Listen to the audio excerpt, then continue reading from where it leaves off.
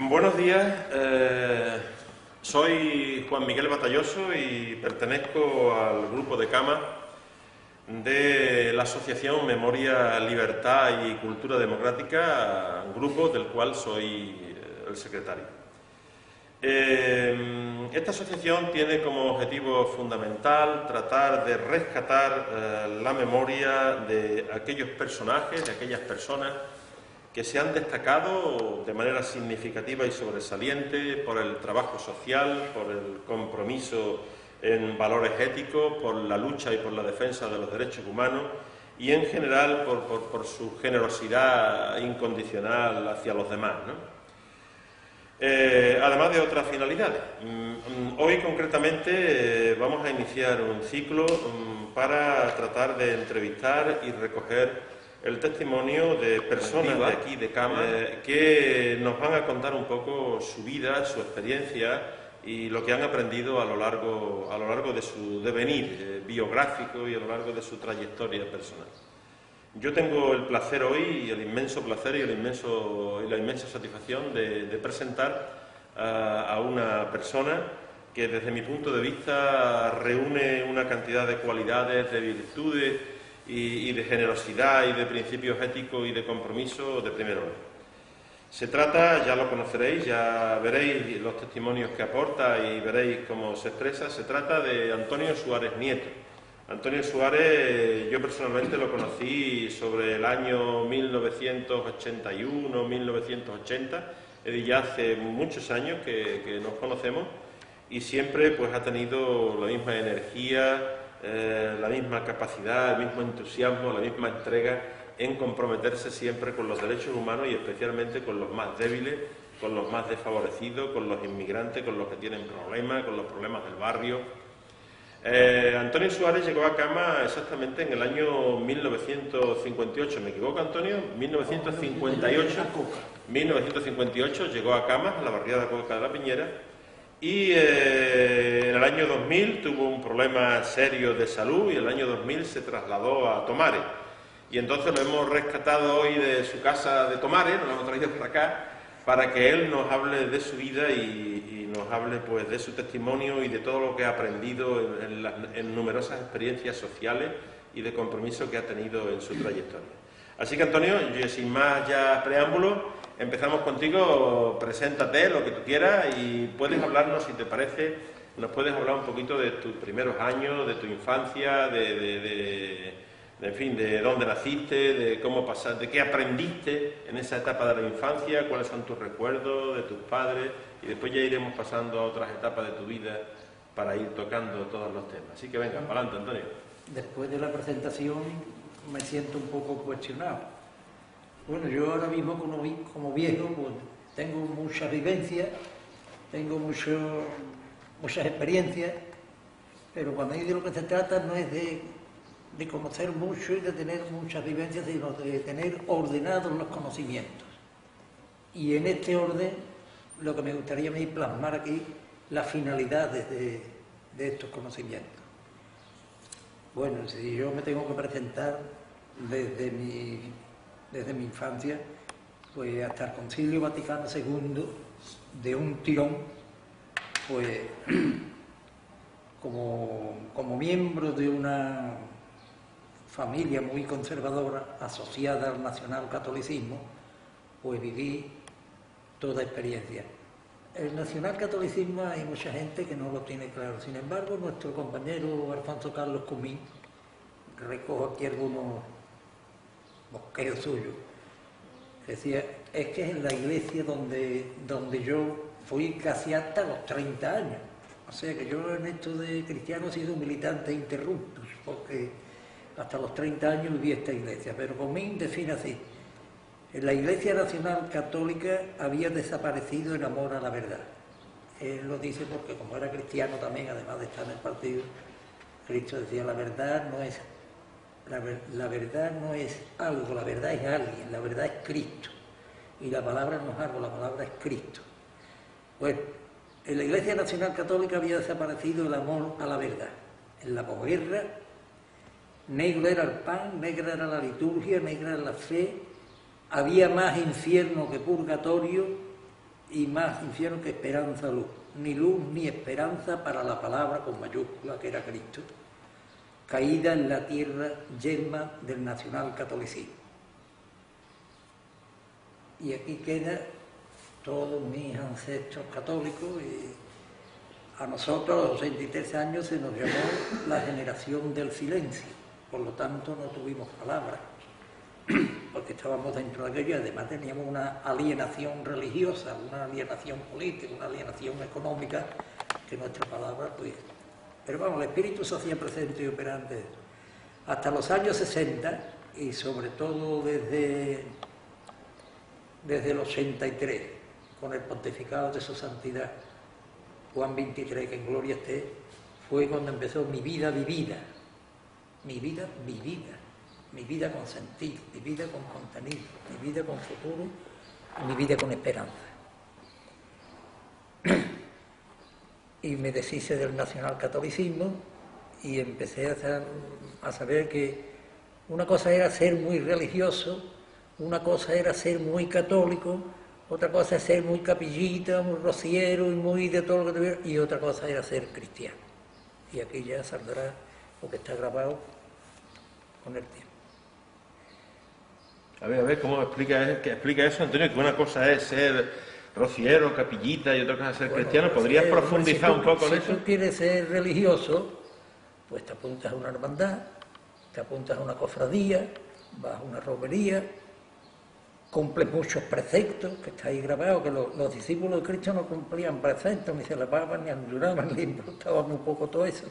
O sea, una cosa es hacer todo esto, tener a Dios, se cantaba, perdona a tu pueblo, Señor, no estés eternamente enojado.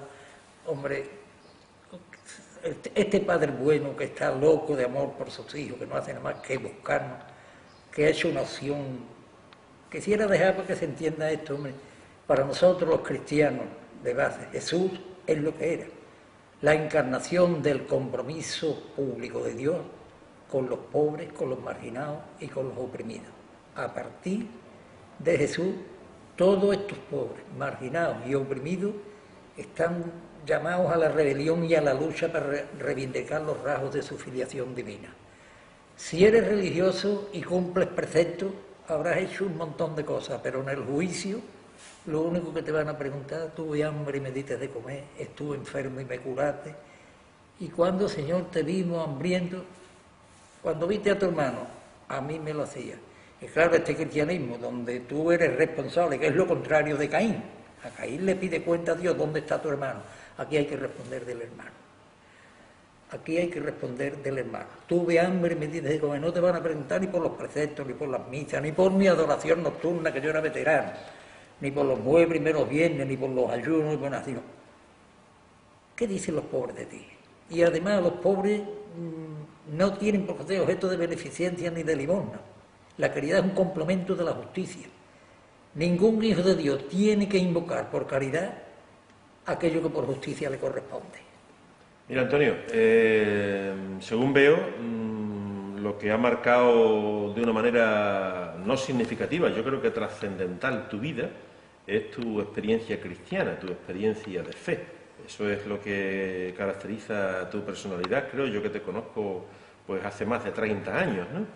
Pero en tu infancia y en lo que tú viviste en tu pueblo, porque sé que eres de Lora del Río, en la infancia que tú viviste, ¿tienes alguna experiencia que te marcara especialmente en este cambio, en esta orientación que tú le diste a tu experiencia religiosa a partir de los años 60? ¿Recuerdas tú algo especial de tu infancia? ¿A partir de los 60 o anterior? No, anterior a los 60. Anterior. En tu infancia, ¿recuerdas tú alguna experiencia en tu manera de vivir con tu familia? Del médico amigo de mi padre que le decía Antonio, estoy haciendo un montón de autopsias para gente que se cree, para gente que la gente cree que ha muerto porque bebe vino y lo que han muerto es de hambre. ¿Cómo? Han muerto de hambre, de inanición. Fulanito ha muerto de hambre, fulanita ha muerto de hambre. Y la gente se cree que pedían papel. Y le decía, no le niega a ningún pobre un pedacito de pan que no sabemos Y luego otra cosa que me había cuestionado a mí, sobre los 12 años, eran las cuadrillas de gente que iba a trabajar campo. Ajá. La mayoría sin comida, la mayoría habían tenido que pedir fiado en la tienda la poquita de harina o lo poquito que iban a comer al día siguiente y lo que tenían que dejar a sus hijos, pero tenían que ir andando hasta el Tajo, que eran 10, 12 o 15 kilómetros, pero si luego llovía, no, está el tiempo muy malo, no se llamaban, tenían que volver otra vez el camino, no habían ganado nada, bebían en la tienda lo que habían pedido y era la pobreza que engendra miseria, la pobreza que engendra miseria, pero sobre todo, y lo he dicho muchas veces, el testimonio de la mujer campesina y de la mujer trabajadora. Hace unos días hemos celebrado el Día de la Mujer Trabajadora. Bueno, pues yo, lo que más significativo me quedó fue una cuadrilla de aceituneras de un terrateniente, que mi abuelo era administrador suya. Había varias que estaban amamantando a sus hijos. Como estaban todas depauperadas, no comían, tenían muy poca teta para sus niños. Los niños se daban hambrientos. Cuando llegaba por la noche, pues se ponían todos de acuerdo y aquellos niños mamaban en la teta que primero los cogían. Compartían la teta que tenían entre todos. Y había algunas aceituneras que no tenían teta ninguno. Y sin embargo sus hijos eran amamantados por los demás. Lo que a mí me cuestionaba, el trabajo que le cuesta a uno deshacerse de algo que tiene uno que le es vital, y el trabajo que le tiene que costar a una madre deshacerse y compartir la poquita de teta que tiene para sus niños, compartirla con el otro niño hambriento. Y estas mujeres no eran cristianas y le importaban un poco las misas y le importaban un poco todos los catecismos que le pudiéramos hablar y de todo lo que le hablara el conde, de todo eso. Pero yo estoy seguro y doy fe de que Cristo se ha liado eso y abrazo con ella porque tuve hambre, me diste teta, me amantaste en tu pecho. Muy bien, Antonio. Como yo sabía que tú tenías experiencias de este tipo que han marcado tu vida. Bueno, cuando eras niño, me imagino que, como todos los niños, ibas a la escuela. Ibas a la escuela. ¿Tienes alguna anécdota especial, algún recuerdo de aquellos años escolares, de nacionalcatolicismo, que tú tienes algún recuerdo interesante que te haya producido, pues, o perplejidad, o sorpresa, o tienes algún recuerdo interesante? Yo en aquellos tiempos no, luego sí. Porque en las escuelas de la Ave María se rezaba el rosario. Ajá. Nos decía que estábamos liberados porque rezábamos el rosario, pero luego iban unos niños que no estaban liberados, iban al comedor de auxilio social porque se habían quedado sin padre, sus madres viudas, y aquellos niños había que darles de comer en el comedor, comían mal. Se habían quedado sin padre como consecuencia de... Como consecuencia del nacionalcatolicismo. Efectivamente, de la guerra civil. Cruzada de liberación. Aquellos civil. niños preguntaban, ¿y a mí de que me habrán liberado? Bueno, pues aquellos niños hambrientos y aquellas madres famélicas con su apargatita, algunas rapadas a la cabeza que le ponían, la cabeza rapada y una banderita de España en un mechón que le ponían porque eran de la otra banda. Aquellos niños eran los cristos, los crucificados del nacionalcatolicismo. Y claro, yo sí me acuerdo, luego yo cuando he dicho, y yo, que rezábamos por el imperio hacia Dios, se rezaba. España tiene voluntad de imperio. Y luego cuando yo me enteré que el reino de Dios era todo lo contrario de un imperio, el reino de Dios es la experiencia de Dios como Padre y la experiencia de los hombres como hermanos, que comparten toda la creación como patrimonio divino. Y que el criterio es el que sea el mayor que se ponga al último y sirva a los demás. Y que los más frágiles son los primeros al beneficio. Y cuando yo me acordaba de todo esto es cuando yo rehice mi vida y digo, ¿de dónde vengo yo? Y luego desde el reino de Dios, ¿a dónde tengo que ir? Antonio, estás hablando también de unos recuerdos, de esos recuerdos que te he preguntado sobre el tiempo escolar.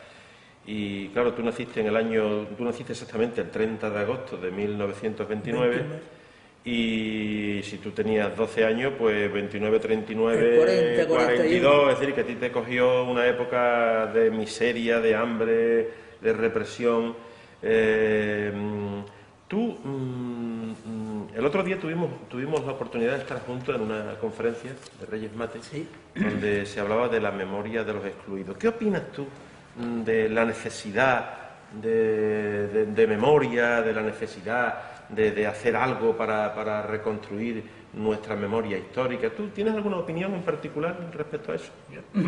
Tengo un principio que lo hemos dicho mucho en sepelios de militantes nuestros, que también valen para todo. Nadie está verdaderamente muerto mientras haya gente que haga memoria de su vida y de su testimonio. Nosotros podemos decir 2000 años después que Cristo resucitó, está ante nosotros, porque hay millones de gente que hace memoria de esa vida. Cuando en el partido se hizo aquel poste, después... ¿El partido? ¿A qué partido te refieres? El comunista. El Partido Comunista de España. Claro. Dijo Dolores vive, yo inmediatamente me acordé de que para que viviera siempre tenía que haber gente que hiciera memoria de esa vida ejemplar. Luego se dio esas coincidencias, que son fechas significativas, que el mismo día que murió Dolores asesinaron a los 6 jesuitas del Salvador, el mismo día. Que esto ya saldrá más adelante. Sí, muy bien. Antonio, entonces, ¿tú crees que el trabajo que están haciendo ahora las asociaciones de recuperar la memoria histórica en el sentido de tener una memoria de la injusticia, tú crees que eso es importante? Yo creo que es importante porque las clases dominantes, opresoras, empobrecedoras, que tienen tantas víctimas, lo primero que hacen es que el clamor de los pobres sea silencioso y silenciado. Ahí tienes el holocausto nazi, que lo más importante era borrar la memoria de todo lo que te había pasado. Que los pueblos no tengan memoria, que los pueblos no tengan referentes. Y eso es lo más malo que le puede pasar a un pueblo, que pierda la memoria. Si yo me hubiera olvidado de esta aceitunera, hoy no diría yo con alegría y con orgullo que soy el hijo de un jornalero del campo. Si yo me hubiera olvidado de esa memoria. Porque mi padre era el hijo del administrador, pero en cuanto jornalero, era un jornalero más. En el invierno tenía que irse a trabajar molino, en el verano a los albañiles, y cuando había paro en la tienda para todo, lo había tenido para mi padre.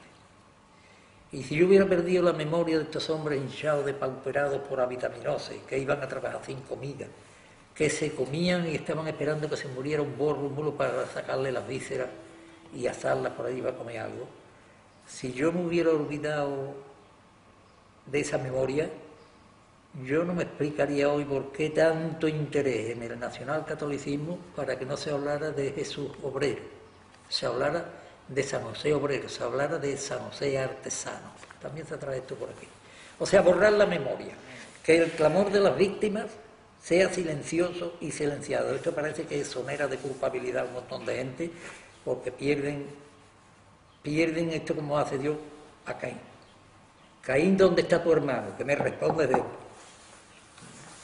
Antonio, vamos a seguir situándolo. Desde luego, tus manifestaciones, desde luego, no tienen desperdicio, son emocionantes. Vamos a situarnos en... Me consta, porque lo sé, que te casaste en el año 1956 y que en el año 58 te fuiste a vivir a Coca. También me consta de que con 16 o 17 años te fuiste a trabajar a la Renfe. Sí. Eso es. ¿Tú podrías recordar aquí, en fin, cómo eran tus condiciones de trabajo, lo que aprendiste tú, lo que más te impactó de tu experiencia profesional, de tu experiencia como trabajador de la Renfe? Y después ya entraremos en la pregunta del millón. Antes de ser ferroviario de plantilla fui alumno meritorio, que se llamaba. Y claro, yo me encontré allí a ferroviarios que eran supervivientes del nacionalcatolicismo, porque cuando yo llegué de alumno, era ya casi el año 42, ya hacía 3 años que había terminado la guerra, pero todavía había ferroviarios que tenían medio miedo en el cuerpo. Yo no me lo explicaba.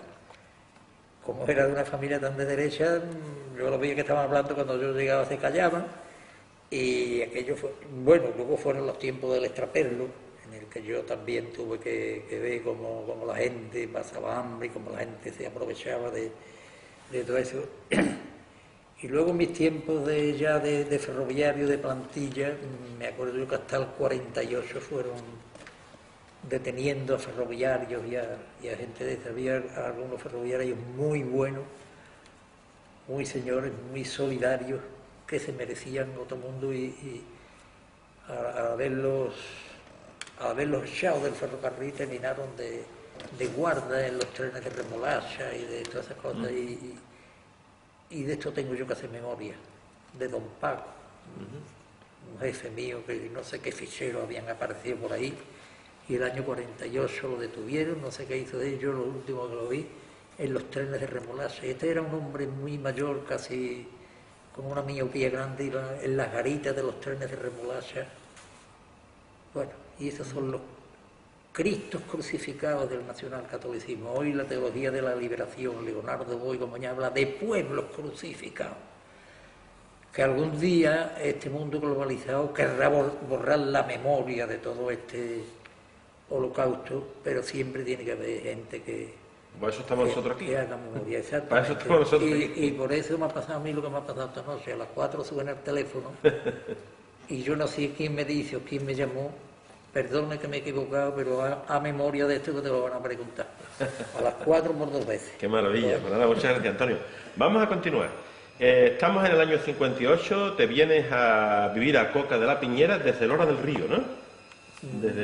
¿O ya vivías en Sevilla? Mi familia vivía en Lora, pero yo estaba ya en San Jerónimo. Tú ya estabas en San Jerónimo trabajando. Muy bien. Bueno, en el año 1958 te vienes a Coca. ¿Cómo te encuentras tú a la cama de aquel entonces? Es decir, en el año 58, 59, 60, 61, 62. ¿Qué recuerdos tienes tú de aquel pueblo, de aquel entonces? A ver, para situarnos un poco. Coca era un apéndice de cama.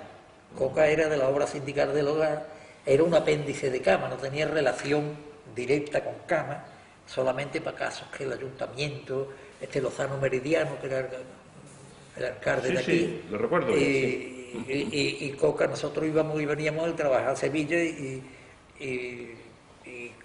Coca era un apéndice de cama, pero que no tenía relación afectiva. Yo cuando empecé a conocer cama fue cuando llegué a ver lo que había aquí, sí. Como militante obrero cristiano, a ver lo que había aquí, a ver si me daban trabajo en esta parte de la viña. Vine aquí buscando trabajo.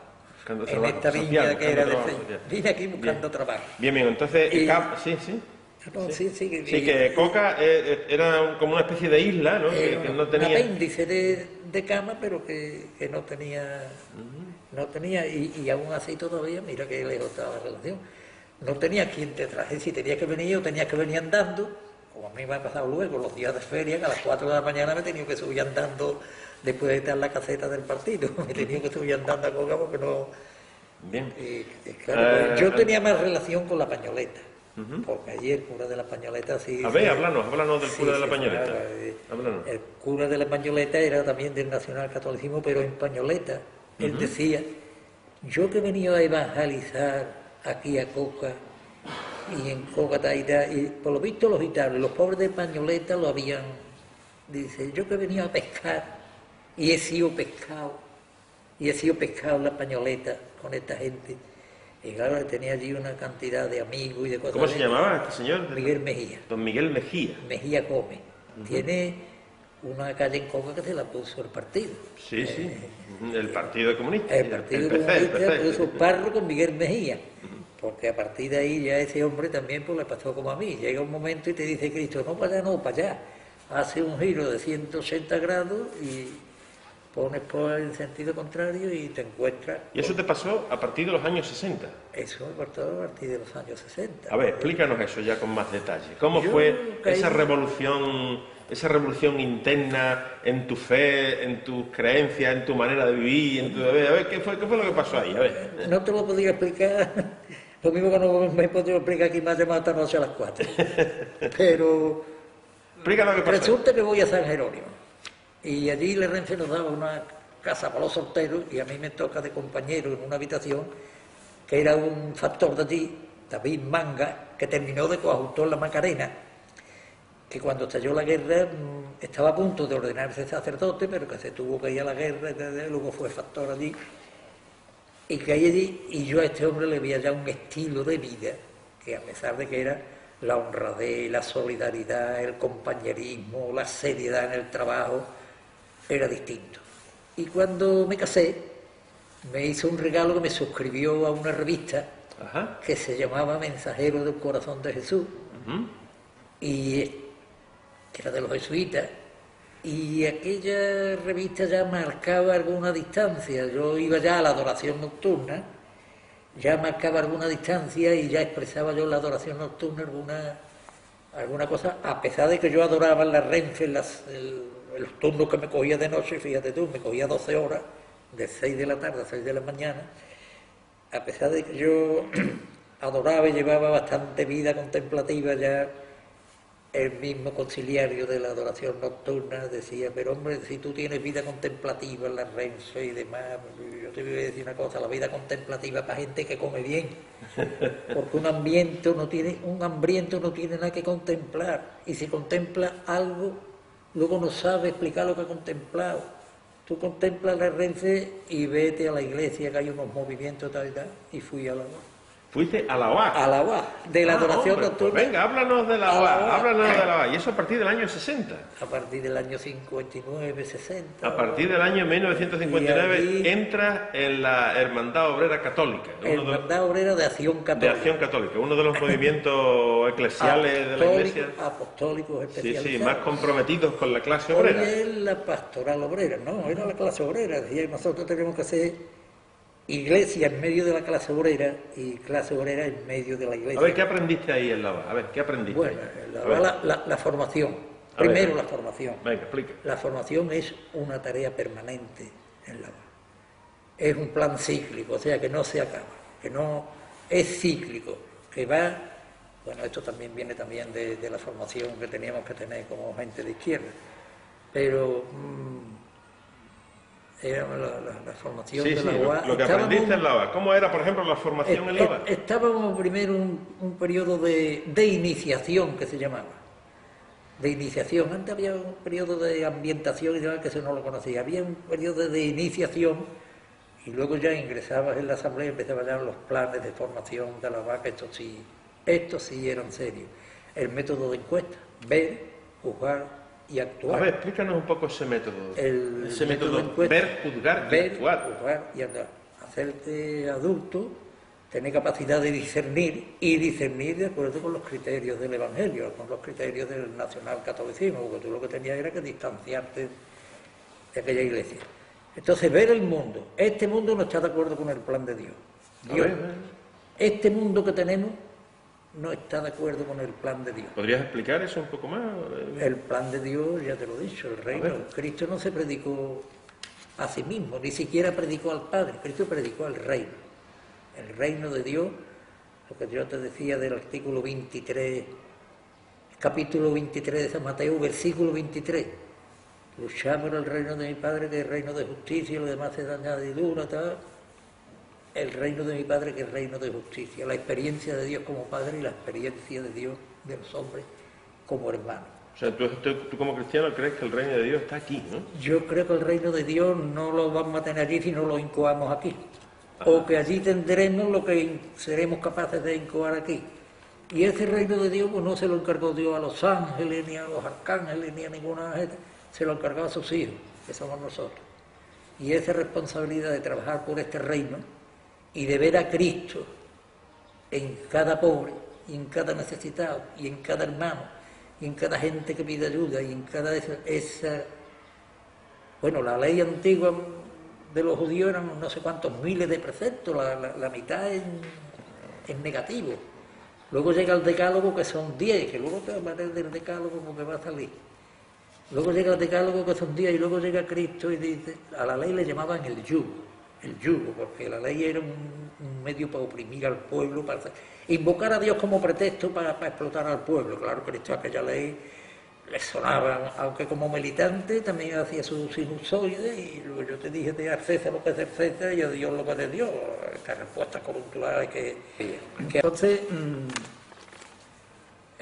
Primero ver. Después juzgar. Este mundo no responde al plan de Dios. Dios tiene un plan para el mundo en el que, apareciendo Él como Padre, los hombres vivan como hermanos. Juzgar de acuerdo con la palabra, con las categorías de Dios, y actuar, pues, de acuerdo con, haciéndote presente en las organizaciones de los pobres y haciendo que los pobres vivan, invoquen desde la identidad suya cristiana, porque yo creo que los pobres cuanto más fuerza tendrían cuando se pusieran en las puertas de las catedrales, de las iglesias, de los monseñores y todos esos señores, que soy un empobrecido, que mi Padre pone aquí lo justo para que comamos todos. ¿Quién se lleva mi patrimonio divino? Como hijo de Dios, como hijo de tal Padre, no solamente tengo el derecho, sino el deber a vivir dignamente. Y ese derecho lo asiste. Yo creo que si la clase obrera alguna vez invocara los rasgos de su filiación divina, quizás aportaría un plus de fuerza y de unidad, porque la pasión de Cristo está también por la pasión de Cristo es parte de la unidad. Eso son las palabras, Padre mío, que todos sean uno como tú y yo somos uno. Esa pasión es la pasión que tiene Cristo en las bases proletarias. ¿Entras en la OA, Antonio? ¿Aprendes? Ya soy militante sobre los años 62, 63, allí estaba Ruiz Carnal, que luego sí, lo conozco también personalmente. Sí. Y Jesús Ruiz Carnal. Y bueno, había una cantidad de señores, luego viene la crisis de los movimientos. ¿Y cómo se traduce eso, Antonio? Esa metodología que tú aprendes en la OA, que yo también comparto, porque yo también la aprendí. Yo la aprendí más bien en la JOC, también la comparto. Esa metodología, ¿cómo la traduce en la acción en tu barrio, en tu empresa, en Coca, en La Pañoleta? ¿Qué empiezas a hacer en aquella época? ¿En qué lío empiezas a meterte? Bueno, venga, vamos a recordar un poco.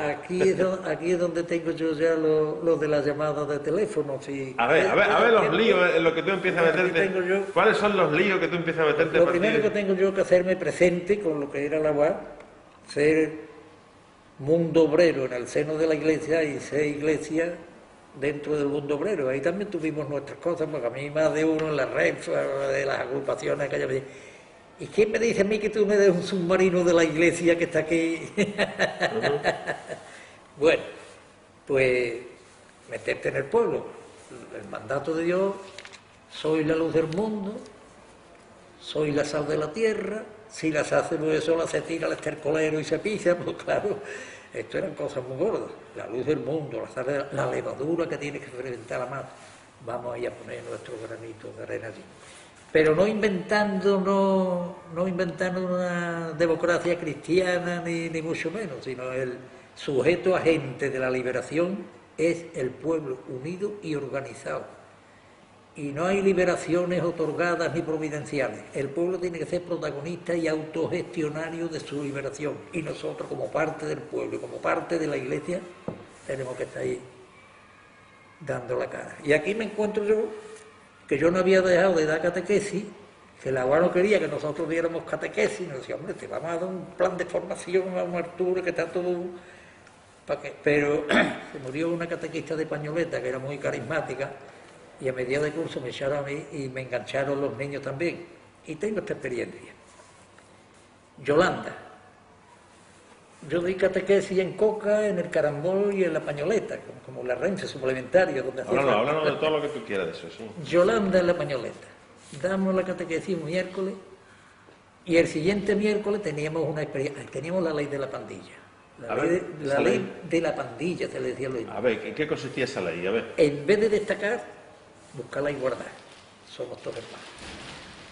En vez de vivir para ti mismo, vivir para los demás, como vivió Cristo. En vez de acaparar, compartir, comunión de bienes. Y en vez de mandar, servir. Imitación de Cristo, que yo no he venido a ser servido, sino a servir. Autoridad y servicio. Con estos materiales me han valido a mí para dar más de un mitin. En vez de destacar, buscar la igualdad. En vez de vivir para ti mismo, vivir para los demás. En vez de mandar, servir. Y en vez de acaparar, compartir. Fíjate si le dijéramos a los poderes financieros que hay ahora, la ley de la pandilla, el salto que iban a pegar. Y a la clase política Y también. a la clase política. A esa clase política, entre comillas. Y con estos materiales me he buscado yo la vida en la iglesia oficial y en el partido también. Pues si te parece, cuéntanos todo lo que hacías en Bueno, Pañoleta. Yolanda en la Pañoleta. Terminamos de dar una catequesis. Yo no sé si el señor me está mirando. No te preocupes, no te preocupes, no te preocupes. Estará diciendo, yo no venía aquí a que me den. No te preocupes que él está de acuerdo. Él trabaja para la memoria y la libertad y la cultura democrática. Después de dar una catequesis un miércoles, al siguiente teníamos una experiencia de compartir. Sí. Y esa experiencia de compartir era que cada uno se llevaba su merienda, yo la mía, la poníamos allí y la compartíamos. Era una especie de Eucaristía, ¿no? Sí. De compartir, en vez de acaparar, compartir. ¿Y cómo se enriquece uno compartiendo? Y después de esta catequesis, de hablarle yo de la providencia del Padre, cómo el Padre se desvela por sus hijos más pequeños, por sus hijos más pobres y todo eso, hablamos de que al miércoles siguiente vamos a traernos la merienda para compartir y hay una niña que con su alpargata empieza a tirarse del vestido sin levantar los ojos. Yolanda, ¿qué pasa? Y al rato me dice, Antonio, el miércoles yo no puedo venir. ¿Cómo que no puedes venir? Sí, porque yo no tengo merienda, en mi casa no se merienda. Yo no tengo merienda para traer porque mi madre se va por la mañana a trabajar a Sevilla y hasta por la noche que no viene, que nos trae 2 cuñas para cada uno y demás. No comemos, pero por la mañana nos comemos la otra cuña y ya hasta por la noche que no viene. Nosotros no tenemos merienda y no hemos comido tampoco. Y con estos materiales, en la primera recesión que tuvo Monseñor Amigo Vallejo con nosotros, la gente de Pastoral Obrera, me paro y lo miro a la cara y le digo, Monseñor, ¿hasta dónde se tiene que quintaesenciar un catequista de una iglesia periférica que le pasa esto? ¿Le paraste los pies? Más o menos. Bueno. Más o menos. ¿Hasta dónde se tiene que quintaesenciar un catequista que le ha hablado de la providencia y de que mientras tenga Dios por Padre está seguro y demás, y me dice que a las 5 de la tarde no ha comido, ni ese día ni nunca, porque su madre pertenece al lumpen de Pañoleta y esta niña a las 6 de la tarde estoy ya dando una catequesis y no ha comido? ¿Hasta dónde me tengo yo que quintaesenciar? ¿Y hasta dónde me tengo yo que interpelar? ¿Y hasta dónde tengo yo que interpelar a la iglesia? Bueno, los que venían allí conmigo, pues... O sea que, bueno, lo debía haber dejado para otra reunión. Digo, no, esto lo llevaba yo dentro y esto se lo largo yo en la primera que he tenido. Y me quedé muy tranquilo. Pero Yolanda marcó en mí el hito de las mismas situaciones. Aquellos son, si por alguna parte se asoma Dios al mundo, por los ojos de Yolanda, hambrienta. Ay, Antonio. Bueno, pero en la Pañoleta me consta de que empezaste y hace muchas cosas, ¿no? Sí. Antonio, venga, a ver qué hacíamos allí en la Pañoleta. Bueno, la Pañoleta... ¿O qué hacíais allí en la Pañoleta? ¿O qué hicisteis? En la Pañoleta me consta que hicisteis muchas cosas. Hubo un comedor parroquial. A ver, ¿cómo funcionaba aquello? ¿Cómo era aquello? Allí comieron muchos niños, tuvieran o no tuvieran dinero, pagaran o no pagaran, comían todos. Mi hijo comía allí, aunque era de los que pagaban, yo ya entonces tenía por la mañana había una lavadora de esas de turbina, se llenaba de agua, se le echaba unos pocos de paquetes de leche en polvo de los americanos, la lavadora se ponía en la turbina y luego todos los niños se tomaban sus vasos de leche, sus galletas y demás. Allí no había ningún hambriento que fuera al colegio. Luego el asfaltado de la Pañoleta, ya don Miguel había dejado el Nacional Católico. Don Miguel Mejía, que también tuvo una revolución en la fe suya, ¿no? También, o sea, cambió su manera de... También pegó el giro. Yo empecé peleándome con él y luego terminó él recuperándome para la UAS. Yo me salí y tuve 5 o 6 años o más. Luego los colegios parroquiales... O sea, el comedor de Pañoleta. ¿Y dónde estaba el comedor ese? En la escuela parroquial. En la propia escuela. En la iglesia, en la propia escuela. La iglesia... Lo que hoy es el espacio de la iglesia. Exactamente, donde daba clase Rafael Uría, Lolita al Oriente, ahí había unas puertas correderas. O sea, que el mismo templo se utilizaba como escuela. O la misma escuela se utilizaba como templo. Se utilizaba como comedor y como templo también, ¿no? Y el cura con su moto daba vuelta por ahí buscando para los hijos. También se iba a Yanturi, me parece, la Fundación Yanturi, que allí también hace falta llevar 8 gotas. Tuvimos también con Jesús Abandonado, ya a partir de Fernando. Sí, sí. Pues bien, Antonio, vamos en La Pañoleta y en Coca. ¿Cuál era la actividad que tú desarrollabas? Vamos a continuar con eso. Bueno, ya principalmente en La Pañoleta se hizo la Asociación de Vecinos, nuestro barrio unido, y en Coca apareció también un grupo allí que estaba queriendo hacer la Asociación de Vecinos. Había una demanda que la gente quería escriturar las casas, se veía que el barrio necesitaba gente que se ocupara de él, y había una gente que estaba organizándose para hacer una asociación de vecinos. Entonces se enteró el cura y me dije, acércate y ve por allí, porque a lo mejor nosotros en la parroquia tenemos algo que hacer. Fui a la asociación de vecinos y providencialmente, yo no sé con qué mérito, fui el primer tesorero, que yo no me había presentado aquello para nada, pero estaba allí en la asamblea. No, el tesorero está aquí, dice el cura. Tesorero lo he traído yo, aquí está Antonio Suárez, un aplauso al tesorero, y yo fui el tesorero de la primera asociación de vecinos. O sea que fue... Y no toqué ni una peseta. Te pusieron el sello, o sea. Me pusieron el sello, pero yo no toqué ni una peseta. Un cobrador cobraba, ingresaba, me traía el recibo, el presidente, que era Juan Racero, firmaba los de esos y yo no hacía nada más que firmar, yo no toqué ni una peseta. Me pasó como a Cristo con el denario de Arceta, lo que debe. Y la cosa salió muy bien. Yo hacía unos estados de cuenta que me lo hacía el jefe de contabilidad de la Renfe, mi amigo Julián, y hacía unos estados de cuenta que eran incontestables, ¿sabes? Y ya está. Y empezó también el Pozo de los Chiflados. ¿Eso qué es? Gente de construcción aeronáutica. El Pozo de los Chiflados. El Pozo de los Chiflados. ¿Y eso qué era, Antonio? El nombre le vino de que la gente empezó a criticar, pues luego te diré eso que... No, sobre la marcha, todo lo que tú quieras, ahora mismo. No, verás, apareció en el tablón de anuncio de la droga, donde yo estuve haciendo un seguimiento para gente de Pañoleta. Yo iba al tablón de anuncio, ponía algo y leía lo que había allí, y me encuentro un letrero anónimo, que yo no sé quién es. La gente intuía que había sido fulano, pero bueno, ya que yo no. Y ponía, las grandes ideas las sueñan los santos locos, las ejecutan los luchadores natos, las disfrutan los felices cuerdos y las critican los inútiles crónicos. Pues esto es lo que le pasó al Pozo de los Chiflados, que una gente iba, se hartaba de trabajar, pagaba, y otro poco de gente no hacía nada más que criticar lo que estábamos haciendo. Y ella decía, hay que estar loco para hartarnos de trabajar, para pagar, y que para encima nos critiquen.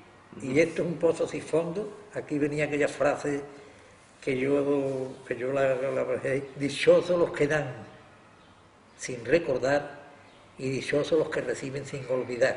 Y seguimos hermoso, trabajando. Qué y seguimos hermosura. trabajando.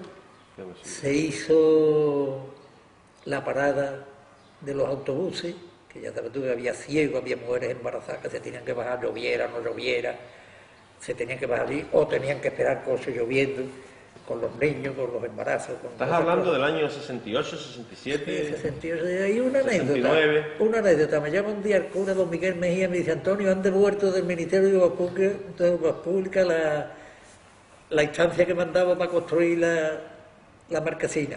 ¿La marquesina te refieres? La marquesina, el apeadero para el autobús. Ah, un apeadero para el autobús. Como era una carretera general de primera, había que pedir permiso. Ah, claro, sí, la Cuesta del Caracol, una carretera general de primera. Sí. Al Ministerio, porque dice, y nos la han devuelto del Ministerio porque le falta un timbre de 0,25 céntimos.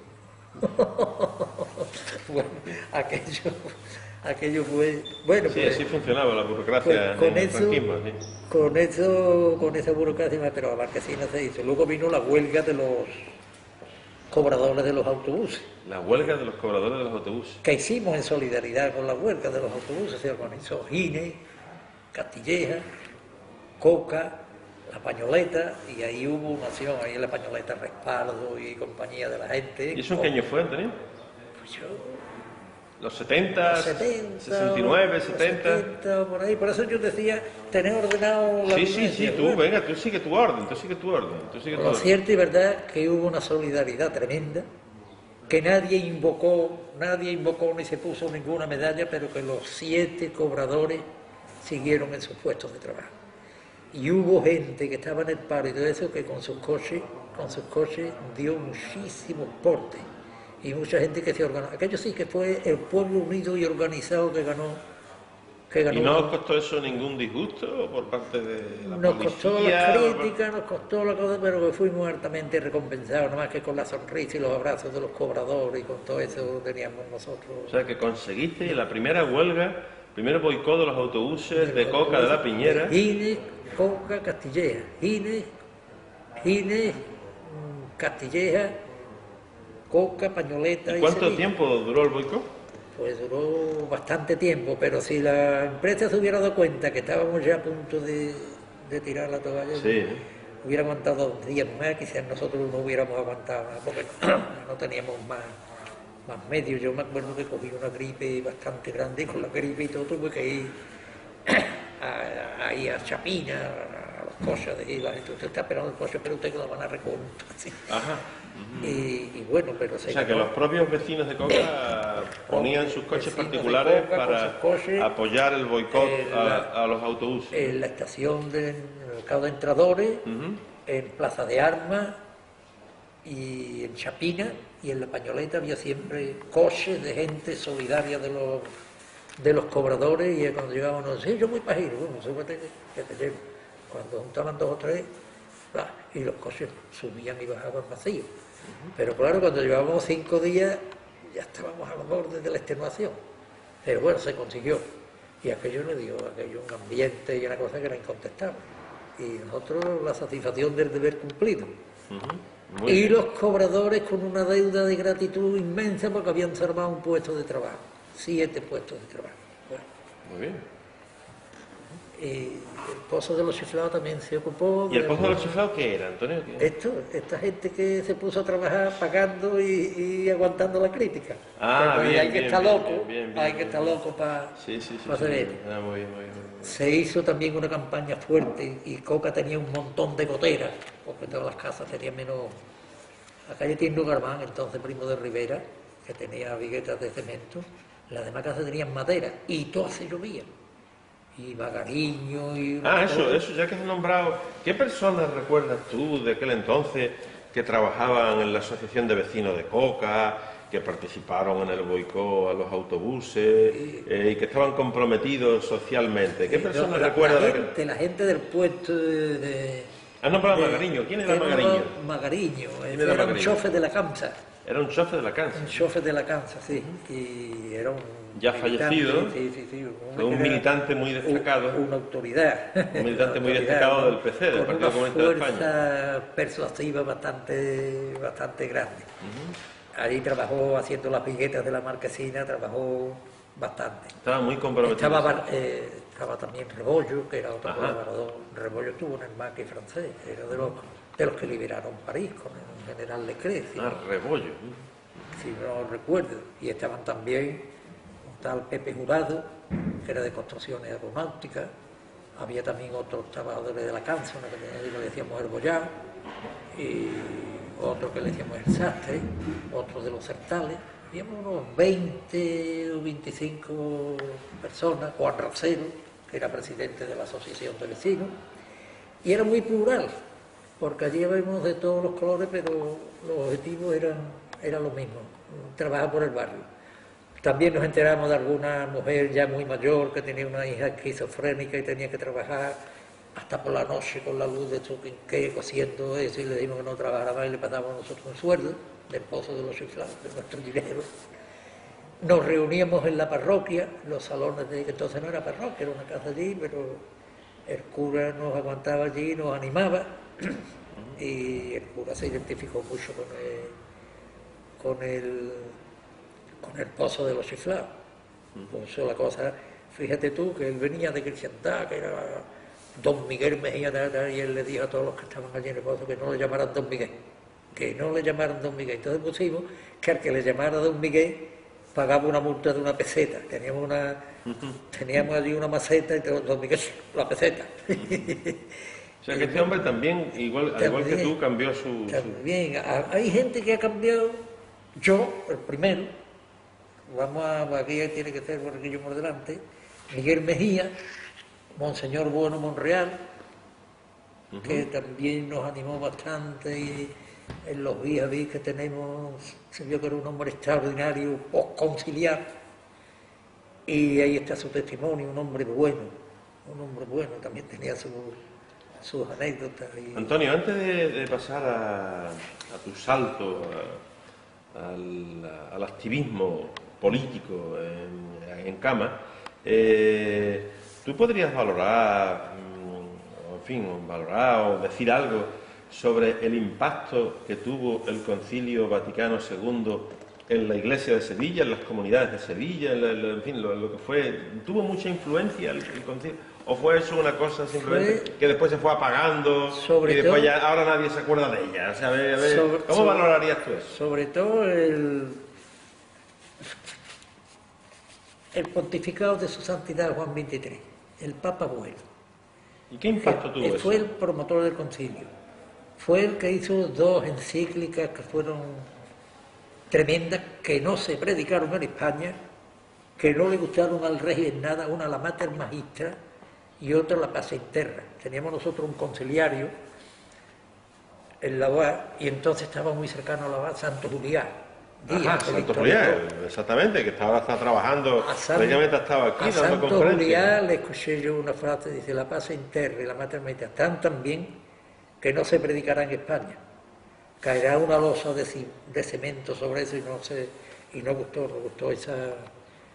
La gente ya del partido que teníamos en la UAS, esos cristianos que venían de los movimientos obreros y de todas esas, del comunismo libertario, de Manolo Morillo, el electricista de Sevillana, grandes intelectuales y grandes obreros, a Morillo le escuché yo decir, dice: bueno, el concilio ahora mismo nos va a llenar de esperanza y de cosas y hay que aprovechar la inercia, porque luego rebobinarán y se hablará con unas voces muy grandilocuentes, el concilio, su santidad, el posconcilio, dice, pero se irá arriconando y... ¿Qué es lo que ha pasado? ¿Qué es lo que ha pasado? Por eso decía, ahora casi nadie hace memoria del concilio, de la Gaudium et Spes, de todos los documentos conciliares. Ha caído una losa de cemento sobre ellos. Los teólogos de la liberación, que a la luz del concilio fueron siendo fieles al concilio, han sido o condenados o apartados. Lo último, lo de Tamayo, ¿no? Lo de Tamayo, lo de John Sobrino, lo de Leonardo Bo, hasta los asesinatos de Yaguría y Monseñor Romero y todo eso, que ahora saldrán aquí. Muy bien. Bueno, Antonio, y entonces, tuvo su impacto, pero que es algo que se ha olvidado, como tú... Se ha ido... que había mucha prisa en disolverlo, en pasar páginas. Hay una frase de Díaz Alegría, creo que es de Díaz Alegría, que tiene un librito escrito que se llama Rebajas Teológicas de Otoño, en el que dice: Díaz Alegría está muy cercano a nosotros, al Padre Llano y otros jesuitas de mucha categoría. Decía, creo, si mal no recuerdo, es de Díaz Alegría, que decía: la Iglesia, no creas tú que le tiene mucho miedo a los herejes y a los comunistas y a todo eso. A quien verdaderamente le tiene la Iglesia más miedo que a todos los herejes y a todos los comunistas es a Cristo. La Iglesia no le tiene miedo ni a los comunistas ni a los herejes, la Iglesia le tiene miedo a Cristo. Entonces yo me he encontrado una frase, creo que de Machado, que dice: pobre catolicismo español, que no toma de la Biblia y del mensaje cristiano nada, que aquello... No sé literalmente, pero vamos, la idea es esta: aquello necesario para poderse defender de Cristo. Y de ahí sale Díaz Alegría y dice: más que a todos los comunistas y a todos los herejes del mundo, a quien le tiene miedo a esta iglesia jerarquizada, autoritaria y piramidal, es a Cristo. Claro. Muy radical, muy a las raíces, muy a las raíces. Bueno, Antonio, entonces... Y esta iglesia se resiste al cambio, por eso... cuanto que pudo, empezó a orillar el concilio. Me llama la atención una cosa, Antonio, vamos a hacer ahí un inciso. Me llama la atención de que acabas de decir que en la OA había muchos militantes del Partido Comunista que eran de la OA y procedentes del Partido Comunista. La pregunta es la siguiente, Antonio, ¿cómo se podía compatibilizar, porque tú has estado en el Partido Comunista muchos años y sigue de alguna manera conectado, ¿cómo se puede hacer compatible la fe cristiana, el compromiso cristiano, con el compromiso político y con el compromiso político con la izquierda o con el marxismo? ¿Tú cómo lo ves ese encaje entre... ¿Cómo es posible, por ejemplo, que haya muchos cristianos de derecha en el nacional católico? ¿Y cómo es posible también que haya cristianos de izquierda, en este caso como tú? A ver, ¿cómo se hace? ¿Qué pasa con eso? ¿Qué pasa con eso? ¿Tú qué opinas? ¿Cómo se puede...? Si partes del eclesiocentrismo, llegas a la religiosidad. Si partes del eclesiocentrismo, explica qué es eso. El eclesiocentrismo es: hay un papa en Roma, hay una iglesia jerarquizada, hay una jerarquía que manda, y hay los cardenales, unos obispos, los cardenales, unos curas, esa es la iglesia, esa es la jerarquía, y los demás somos el rebaño que tiene que obedecer lo que dice la jerarquía. Nosotros decimos, la iglesia que fundó Cristo no es la iglesia de la exclusión, sino de los excluidos. Entonces nosotros tenemos que partir de la vida de Jesús de Nazaret. En vez de una iglesia eclesiocéntrica, una iglesia cristocéntrica, cuyo referente principal es el Galileo, que andaba por los caminos de Galilea rodeado de leprosos, rodeado de prostitutas, rodeado de marginados, que curaba en sábado, que le hacía frente a la ley porque el escándalo que era. Cuando partes del eclesiocentrismo, llegas a la religiosidad y llega a una iglesia que cumple preceptos, que hace muchos ritos, que tiene un gran esplendor litúrgico, que se apunta a la pastoral del éxito. Pero si partes de la vida de Jesús de Nazaret, sabes que autoridad es servicio, que el que sea el mayor, que se ponga el último y sirva a los demás, que cada bautizado es iglesia y tiene su ministerio. Nosotros invocamos el ministerio seglar. Y el ministerio seglar es sacerdocio de toda la iglesia. Yo aquí también soy iglesia. Incluidas las mujeres también, ¿no? Pues las mujeres fueron las primeras testigos de la resurrección.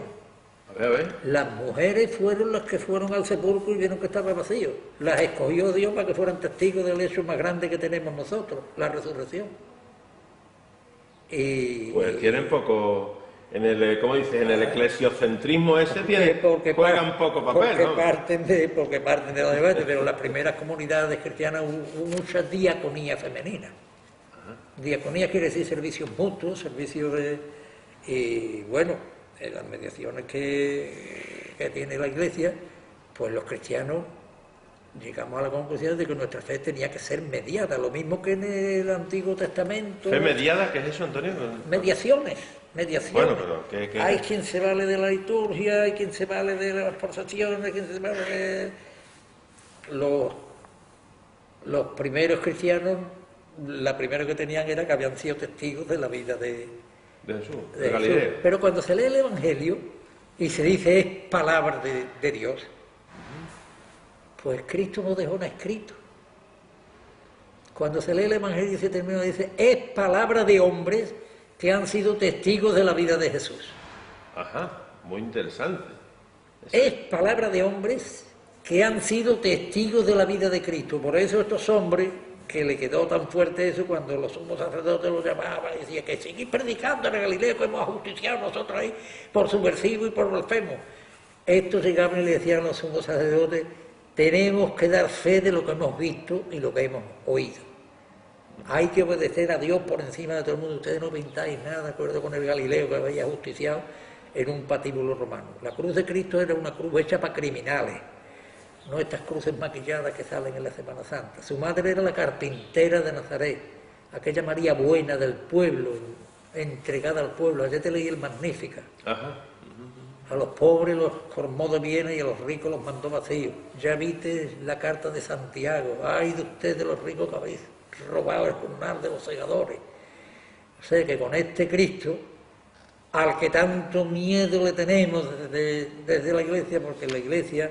Eso lleva a la militancia... A la militancia obrera cristiana, porque nosotros nos dimos cuenta en los análisis, ya te decía yo, Si Espartaco llega a triunfar, no hubiera habido una gran revolución social. Se le hubiera dado la vuelta a la tortilla, los esclavos liberados no hubieran sabido lo que hacer y demás.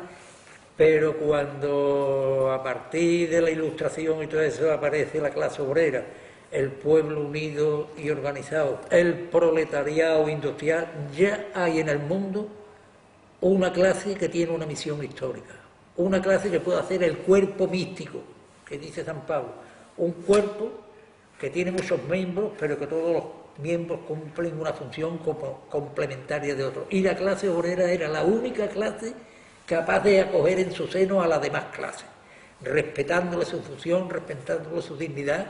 Y lo que dice San Pablo, nunca le dirá el ojo al pie que no lo necesita, ni la mano al oído que no lo necesita, todos nos necesitamos. Y en el momento que haya un solo marginado, está justificando una nueva encarnación y una nueva redención. Un solo marginado, delante de Dios, justifica una nueva redención. Desde ese punto de vista... Y en la Iglesia está jerarquizada de lo primero que hay que partir, que no se puede redimir lo que no se encarna. ¿Cómo?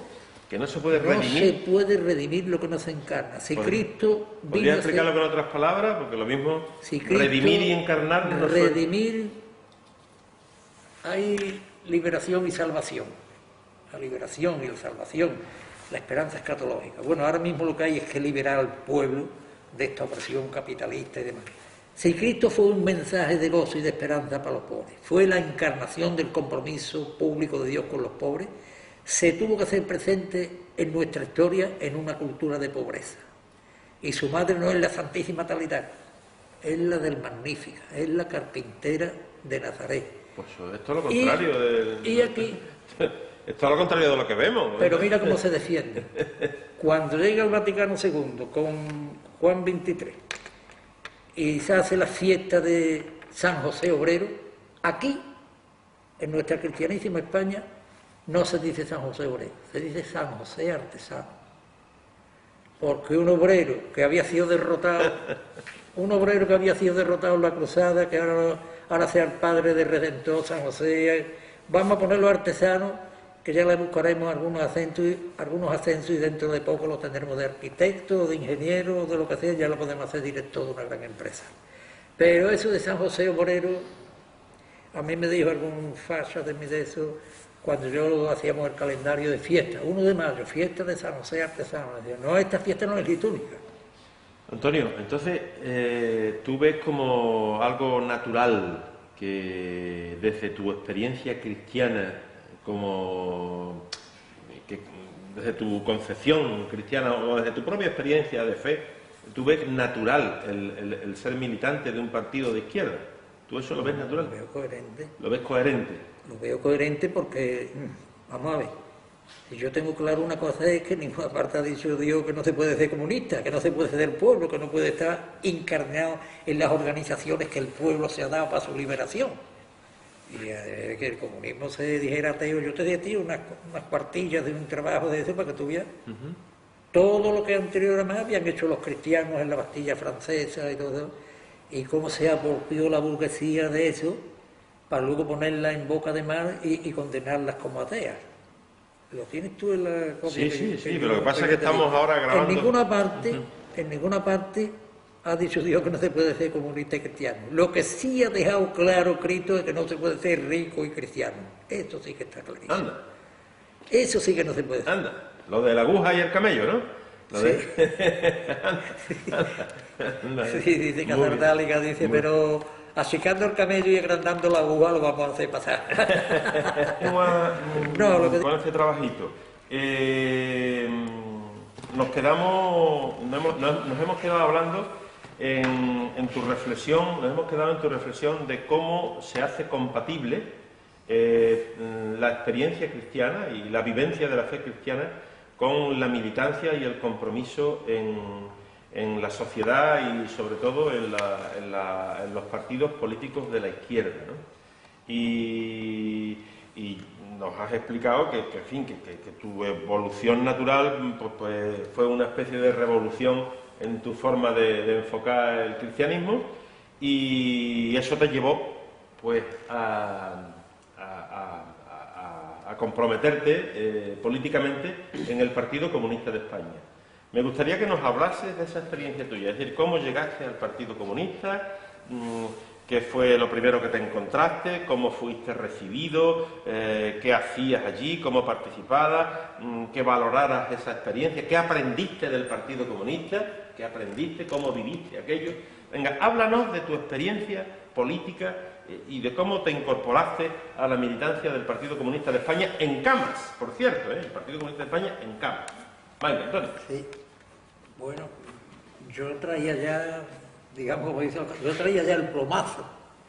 Yo traía ya el plomazo. Yo, como ya te he dicho, yo vine a Camas pidiendo trabajo, porque a mí la OA o la Iglesia me había encomendado que yo tenía que tomar parte en la misión que Cristo le había dado a la Iglesia, y que la misión no es nada más que estar en el pueblo, ayudando al pueblo a que el pueblo haga ese éxodo, esa travesía del desierto que él tiene que hacer, porque se tiene que liberar.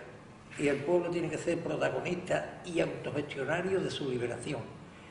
Y entonces la Iglesia tiene que estar presente y ayudando a este pueblo. Los obispos tienen que ser pastores. Una de las cosas que Cristo le echaba en cara, que ellos dicen, mira mi pueblo, mira mi rebaño, que andan como ovejas sin pastor, andan descarriados. Pues que este pueblo tome conciencia de que tiene una misión y de que tiene que liberarse. Y además, ya cuando llega al partido, ya había muchos cristianos. Estaba Comín, que ya era un referente nuestro, estaban muchos jesuitas, en Cristianos por el Socialismo, estaba el Padre Llano, en el pozo del tío Raimundo, que por cierto tengo una anécdota del Padre Llano, que nos decía en una reunión, dice, llevo 25 años en el pozo del tío Raimundo y nadie me ha preguntado por Cristo, nadie me ha preguntado por Cristo. Y sin embargo luego cuando murió había muchos trabajadores y todo eso de Valleca y del pozo del tío Raimundo, que decía, claro, decía el padre ya no decía nadie le ha preguntado por Cristo, pero sí que la presencia de Cristo en el pozo del tío Raimundo era el mismo. No teníamos otro referente. Él era la presencia de Cristo. Estaba encarnado. Estaba redimiendo aquello que había encarnado. Bueno, entonces ya estaba el Padre. El Padre Llano también había roto un reto fuerte, porque el Padre Llano estuvo viviendo en el mundo obrero hasta casi que murió. Y era una de las páginas más leídas. Y en cuanto que la Renfe y todo eso lo cogíamos, pues analizábamos y todo eso, y para nosotros hablábamos con alegría y con orgullo de que no eran solo los militantes de OA, había Huesca, otro obispo, era Monseñor José, que era un señor también digno ha muerto ya también, pero un cristiano que nos animaba a meternos allí donde el pueblo, las organizaciones que el pueblo se ha dado, el autogestionario, el protagonista, no hay liberaciones otorgadas ni milagros que bajen del cielo, es el pueblo el que se tiene que tiene que empezar eso. ¿Y qué te encontraste tú aquí en Camas cuando llegaste? Yo me encontré una gente muy buena. A ver, explícate. Yo cuando llegué ahí, Coronel Castejón me parece que era. Sí. ¿Con el Asensio? Me encontré, yo voy a decir la nómina que me encontré. Yo me encontré ahí, me encontré a Titi, me encontré a Baena, me encontré a Marina, me encontré a Guerrero y digo, qué gente más buena. Pues yo me sentí, desde el primer día me sentí como en mi casa. Desde el primer día me sentí como en mi casa. Aparte de los que ya estaban aquí, Miguel Villegas, cura, Antonio Durán, cura, otro Luis que había por ahí, cura, sí. y otros curas, conciliarios nuevos. Le decía, hombre, pues si allí te dan trabajo, sigue, que en la viña esta, en la viña esta los Hiparos, allí sí hay trabajo. Entonces, Lorenzo Rastrero, que también venía de cura. Y sobre todo había mujeres de una categoría impresionante. Por ejemplo, Margarita Siviane, la mujer de Alcántara, María Ángeles, que fue una mujer estupenda. Y había una cantidad de gente Sinfo, la mujer del Fonta. La mujer del Fonta, Antonia, la mujer de Rubio. Y yo me encontré a gusto, me encontré en mi casa, nadie tampoco me preguntó por qué venía ni nada de eso. yo empecé a buscar trabajo, empecé a trabajar con mucha humildad, con mucha deza, muy respetuoso y cuando ya descubrí yo dónde estábamos y cómo era Paco Pinto y cómo era eso, pues con esta gente merece la pena trabajar. ¿Te sentiste en algún momento, diríamos... interpelado por alguna cosa? ¿Interpelado por tu condición de cristiano? Pues no, porque yo tampoco hice mucha exhibición de eso. Yo para mí era puntualidad a las reuniones, puntualidad en el pago de las cuotas, puntualidad en eso, y como yo no le pedía cuenta a nadie, tampoco nadie me las pidió a mí. Pero sin embargo había ciertas cosas que me tiraban. Por ejemplo, Espino Ferrer me decía, cuando yo me muera tu compañero, que aquí que no digan ninguno de los cabezones nada, tú me pones la bandera del partido y un crucifijo, y tú lo dices. Ajá. Por cierto que Espino, te cuento ya la anécdota, sí, y tú lo dices, que no hable nadie. Verás tú, Espino lo fueron a operar, lo operaron a corazón abierto. Y el hombre se asustó, no era tan ateo como él se creía, y me dice la hermana, dice, ve que está en tal sitio que lo van a operar dentro de unos días, corazón abierto, porque él quiere rezar algo, pero no nos acordamos ni él ni yo, ni cantando las coplas estas que nos hacía mi madre, ve tú, y le dice algo. Bueno, pues yo fui y empecé con el Padre Nuestro que está en los cielos, se lo escribí en un folio, él estaba muy malamente de la vista, y digo, tú aprendes hasta donde puedes, Padre Nuestro que está en los cielos, de ahí lo que puedes, tal y tal. Se operó, salió muy bien, y estaba en una residencia de ancianos que había pegando a Coca al final de la calle Primo de Rivera. Y yo iba a verlo, porque yo vivía en Coca, yo vivía en Tomar, pero iba a verlo, y salió lo de la parálisis. Y dijo, qué alegría, compañero, cómo fui al quirófano, qué tranquilo. Porque de todo lo primero que tú me escribiste, yo me aprendí, Padre Nuestro que está en los cielos, tal y tal, pero luego me llevaba la camilla y el camillero que me había dejado, va rezando, ¿no?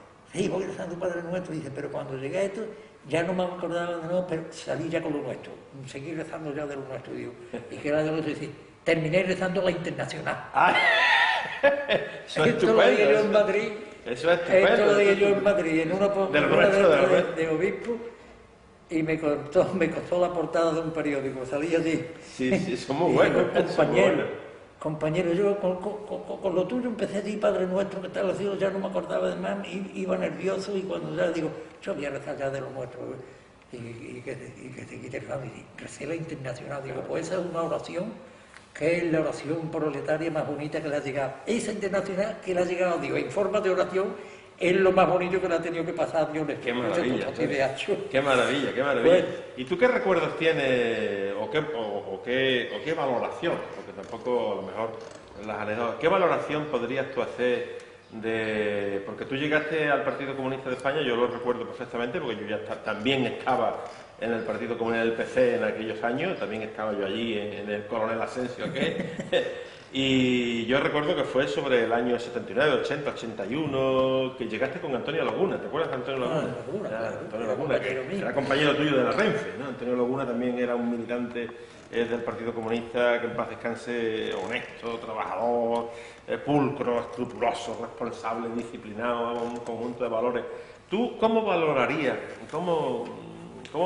la actuación, el compromiso de aquel grupo de comunistas de aquellos años, de hace ya 40 años casi, porque del año 80 al año 2012 hace ya pues 32 años, ¿no? ¿Cómo valorarías tú aquel grupo? ¿Qué hacían? ¿Cómo se movían? Para mí la primera valoración que yo hago es la admiración que me producían aquellos militantes. Cuando Paco Pinto gana la alcaldía y demás, yo dije en la voz, dije en muchos sitios, pero en Cama nadie le ha regalado nada al partido. En Cama han ganado las elecciones porque se lo han trabajado y ha sido un testimonio tremendo. Y me acuerdo que yo lo podía esto hablar como cristiano, estupendamente, porque uno de los mítines preelectorales que hubo aquí lo dio Santiago Carrillo. Efectivamente. Lo dio Santiago Carrillo. Y ese mitin empezó pidiendo Santiago Carrillo 2 minutos de silencio por el asesinato de Monseñor Romero. Y estuvimos allí esperando que pasaran esos 2 minutos y hubo un aplauso tremendo Y Santiago Carrillo asintió y se encontró muy hecho. Y a partir de ahí, aquí se veía que nadie le había regalado nada. Pero el Huelva, Baena, Pinto, el otro, las mujeres, habían trabajado y habían dado el testimonio suficiente para ganarse la... Y el Solís, el José Fernández Solís, el rubio. No, que me perdonen algunos sí. Sí, no te preocupes. Sí, no te preocupes. Porque Miguel Villegas, Lorenzo, Antonio Durán, aquí trabajaba todo el mundo. Y luego en aquella escuela de cultura popular fue tremenda lo que se sembró. ¿Qué recuerdos tienes tú de la escuela de cultura popular? Muy bonita, muy popular. Allí los profesores de una cosa eran alumnos de otra, o sea, el profesor de fotografía era alumno en cerámica, el profesor de cerámica era en política, y allí había una complementariedad. Mi mujer y las catequistas de mi parroquia, Pañoleta y Coca, Amparo, Regina, la otra Amparo, fueron las profesoras de corte y confesión, que tuvo Miguel. Y Paco, el fotógrafo de Coca. Paco, el fotógrafo, pero las catequistas de Coca fueron las profesoras de corte y confesión aquí, daban su catequesis. En la Escuela de Cultura Popular, promovida y creada por Miguel Fernández Villegas cuando fue el primer concejal de Cultura. Exactamente, exactamente. Y aquí, eso está ahí, eso está escrito. Lo que está escrito en nombre del pueblo y en nombre y a favor de los pueblos, eso está eternamente escrito. Y lo que se haya dejado de hacer por el pueblo será eternamente omitido. De ahí la responsabilidad de que no podemos perder ni un minuto, no tenemos tiempo ni para echar un cigarro, trabajando por el pueblo. Y luego saber que el juicio vuestro, que nos va a pedir cuenta, no va a ser de preceptos, de religiones, de cohetes, de procesiones, ni de romería, ni nada, sino los pobres. A ver que te van a jugar, a ver qué dicen de ti. Y claro, me pasó también otra anécdota en el área de mayores. Sí, a ver. Ellos sabían que yo era cristiano, Mateo, Mellado y toda esta gente, y llegaba un poquito tarde porque yo oía misa en el Gran Poder, a las 9:30. Cuando llegaba a Teodosio o a Miguel de Cid, eran siempre las 10:05, por ahí siempre llegaba un poquillo tarde. Y una de las veces que llegué, me encontré con todo el salón lleno de crucifijos, lleno de imágenes de la Virgen, lleno de un montón de imágenes religiosas. Yo llegué, como ya la reunión había empezado por las 10:05 por ahí. Buenos días, me siento al lado de Mateo, que siempre me guardaba la silla, ese santo que era también de Mateo. Me pongo al lado, me callo, pero los demás estaban esperando que yo dijera algo de tantos crucifijos, de tantas imágenes de la Virgen y de todas cosas. Yo callado hasta que Mateo me da con el codo y dice, tú, desembucha que algo tendrás tú que decir, ¿no? Entonces digo, vaya interpelación, menos mal que en el tiempo que me dieron me prepararon. Entonces los cuentos ya había 8, y yo 9. Fulano.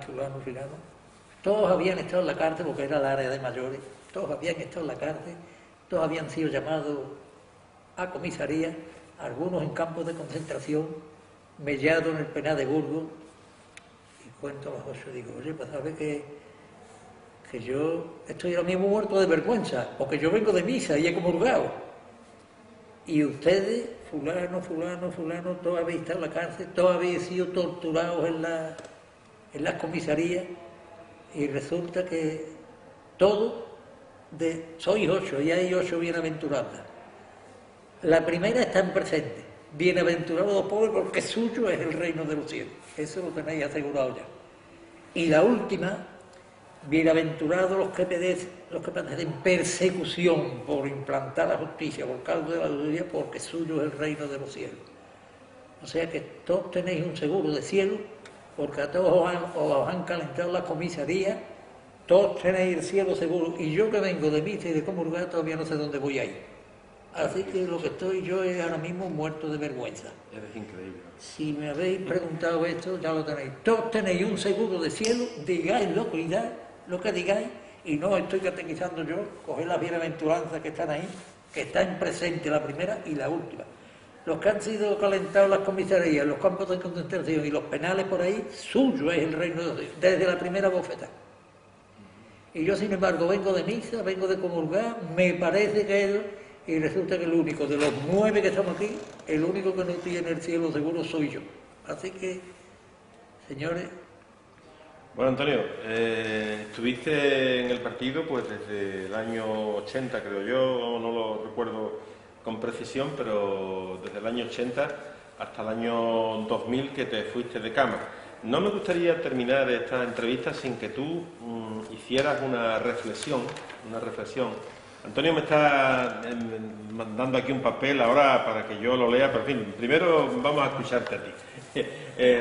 No me gustaría que en fin, terminar este trabajo, esta entrevista, sin que hicieras una reflexión sobre tu visión del presente, es decir, de lo que nos está sucediendo, de lo que está pasando, de la crisis financiera, económica, política, ideológica, y de qué perspectivas ves tú para el futuro, es decir, cómo ves tú las cosas, porque una persona como tú, con la edad que tú tienes, que tienes 82 años, vas a cumplir 83 en agosto, tienes tanta sabiduría y tanto aprendizaje acumulado en tu interior, que estoy completamente seguro que tienes que tener muchas ideas para reflexionar sobre...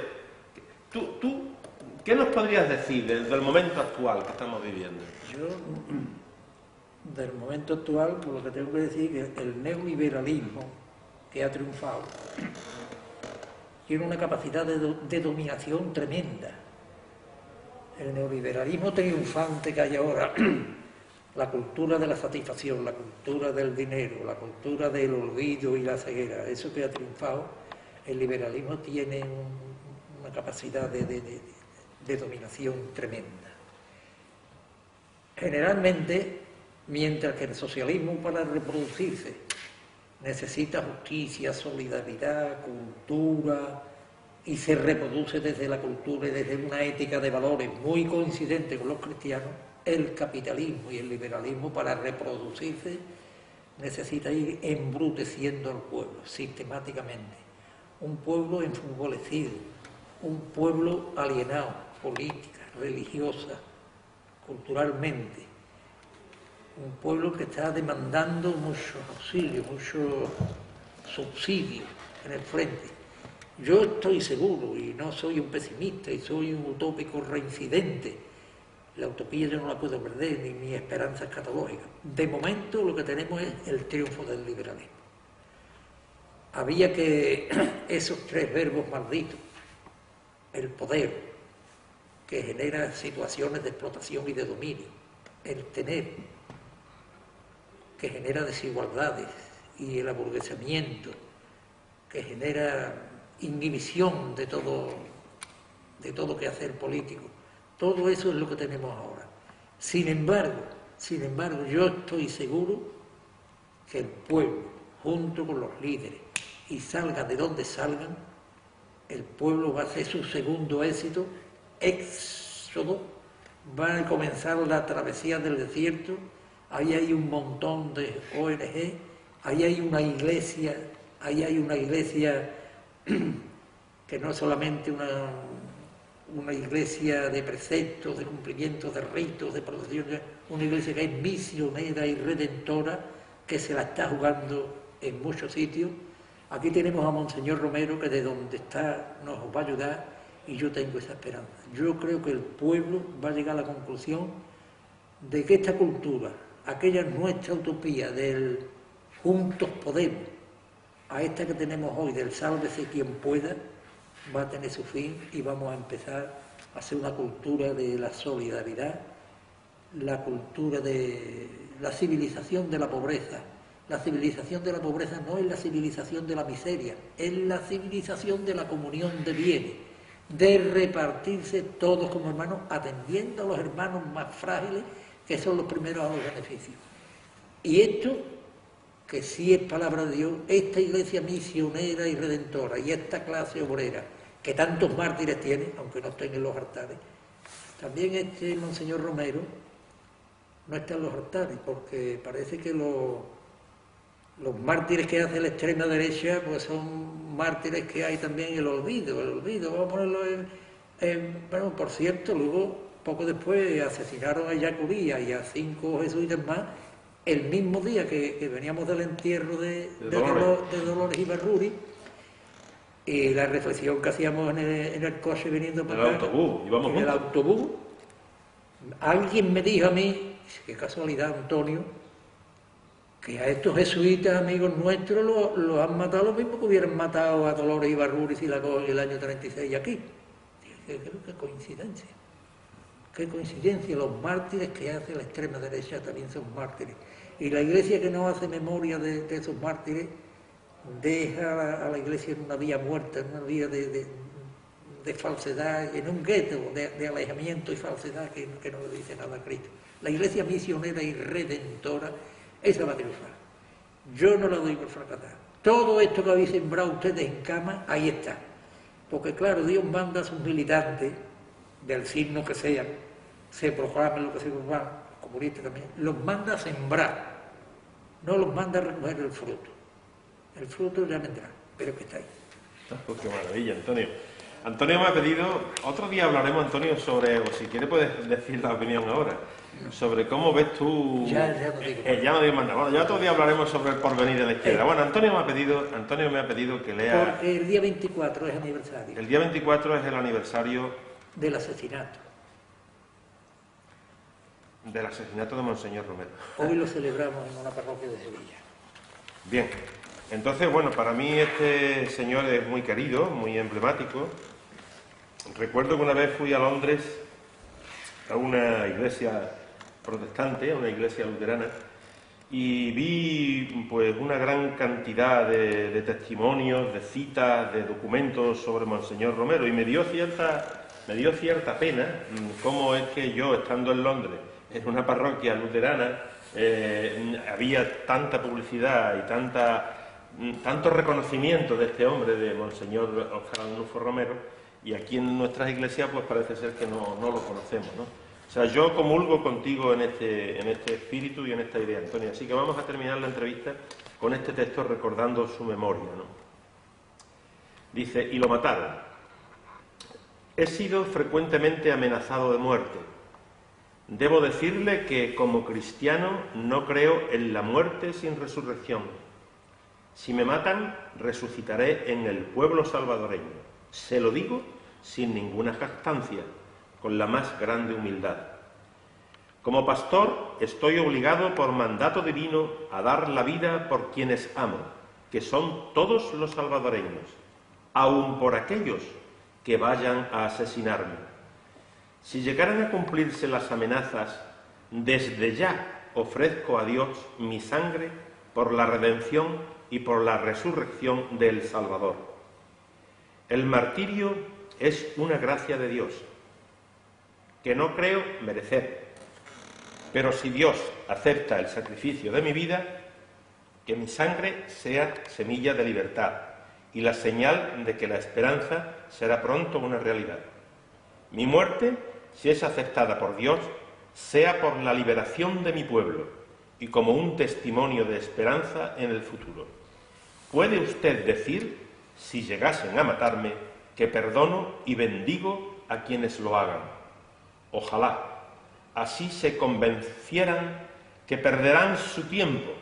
Un obispo morirá, pero la Iglesia de Dios, que es el pueblo, no perecerá jamás. Monseñor Óscar Arnulfo Romero. Muchas gracias, Antonio, ha sido emocionante. Fíjate con eso. Vamos, vale. si te viene bien quedar. Vale, por supuesto, Antonio. Pues nada, quedamos aquí y ya seguiremos trabajando. Pues gracias a vosotros. Un beso fuerte, Antonio. Gracias a vosotros porque Monseñor Romero decía que era voz de los sin voz. Y ahora mismo, pues, aquí tiene la voz de Monseñor Romero. Dios te lo pague. Dios te lo pague. Tranquilo.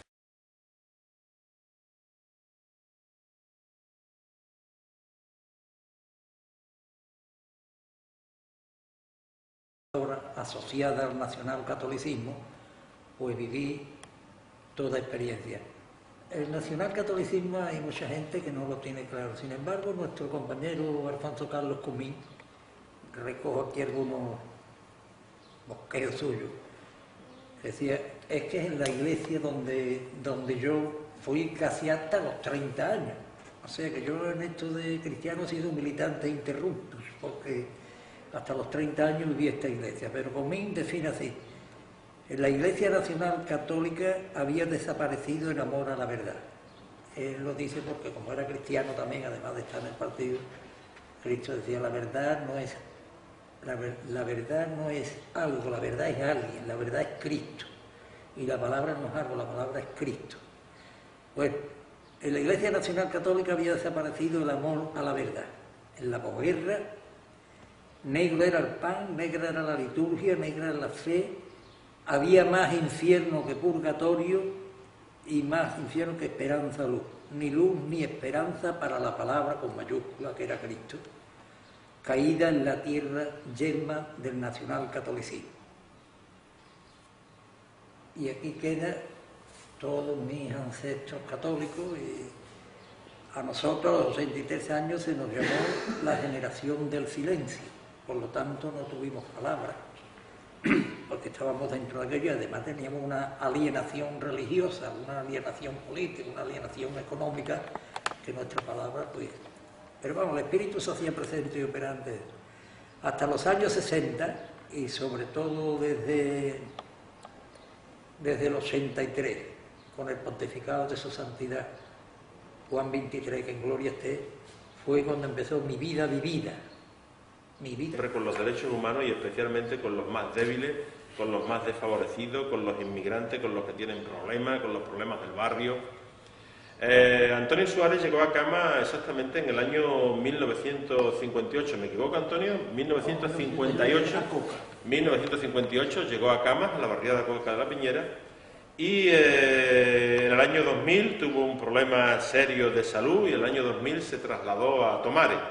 Y entonces lo hemos rescatado hoy de su casa de Tomares, nos lo hemos traído para acá, para que él nos hable de su vida y nos hable pues de su testimonio y de todo lo que ha aprendido en numerosas experiencias sociales y de compromiso que ha tenido en su trayectoria. Así que, Antonio, yo, sin más ya preámbulos, empezamos contigo. Preséntate lo que tú quieras y puedes hablarnos, si te parece, nos puedes hablar un poquito de tus primeros años, de tu infancia, en fin, de dónde naciste, de cómo pasaste, de qué aprendiste en esa etapa de la infancia, cuáles son tus recuerdos de tus padres, y después ya iremos pasando a otras etapas de tu vida para ir tocando todos los temas. Así que venga, para adelante, Antonio. Después de la presentación me siento un poco cuestionado. Bueno, yo ahora mismo como viejo pues, tengo muchas vivencias, tengo muchas experiencias, pero cuando de lo que se trata no es de conocer mucho y de tener muchas vivencias, sino de tener ordenados los conocimientos. Y en este orden, lo que me gustaría a mí plasmar aquí, las finalidades de estos conocimientos. Bueno, si yo me tengo que presentar desde mi infancia, pues hasta el Concilio Vaticano II, de un tirón, pues como miembro de una familia muy conservadora me lo hacía. Y claro, este cristianismo donde tú eres responsable, que es lo contrario de Caín. A Caín le pide cuenta a Dios, ¿dónde está tu hermano? Aquí hay que responder del hermano. Aquí hay que responder del hermano. Tuve hambre, me dices, no te van a preguntar ni por los preceptos, ni por las misas, ni por mi adoración nocturna, que yo era veterano, ni por los 9 primeros viernes, ni por los ayunos, ni por nada. Sino, ¿qué dicen los pobres de ti? Y además los pobres no tienen por ser objeto de beneficencia ni de limosna. La caridad es un complemento de la justicia. Ningún hijo de Dios tiene que invocar por caridad aquello que por justicia le corresponde. Mira, Antonio, según veo, lo que ha marcado de una manera no significativa, yo creo que trascendental tu vida, es tu experiencia cristiana, tu experiencia de fe. Eso es lo que caracteriza tu personalidad. Creo yo que te conozco pues hace más de 30 años, ¿no? Pero en tu infancia y en lo que tú viviste en tu pueblo, porque sé que eres de Lora del Río, en la infancia que tú viviste, ¿tienes alguna experiencia que te marcara especialmente en este cambio, en esta orientación que tú le diste a tu experiencia religiosa a partir de los años 60? ¿Recuerdas tú algo especial de tu infancia? ¿A partir de los 60 o anterior? No, anterior a los 60. Anterior. En tu infancia, ¿recuerdas tú alguna experiencia en tu manera de vivir con tu familia?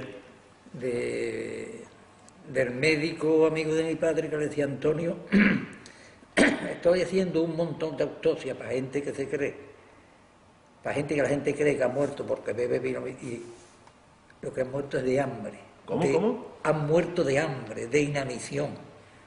Fulanito ha muerto de hambre, fulanita ha muerto. Buenos días, soy Juan Miguel Batalloso y pertenezco al grupo de cama de la Asociación Memoria, Libertad y Cultura Democrática, grupo del cual soy el secretario.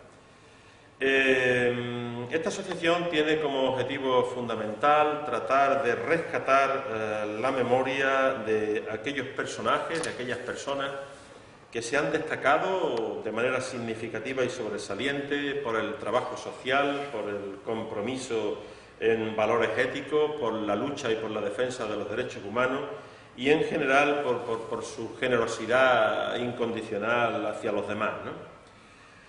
Además de otras finalidades. Hoy concretamente vamos a iniciar un ciclo para tratar de entrevistar y recoger el testimonio de personas de aquí, de Cama, que nos van a contar un poco su vida, su experiencia y lo que han aprendido a lo largo de su devenir biográfico y a lo largo de su trayectoria personal.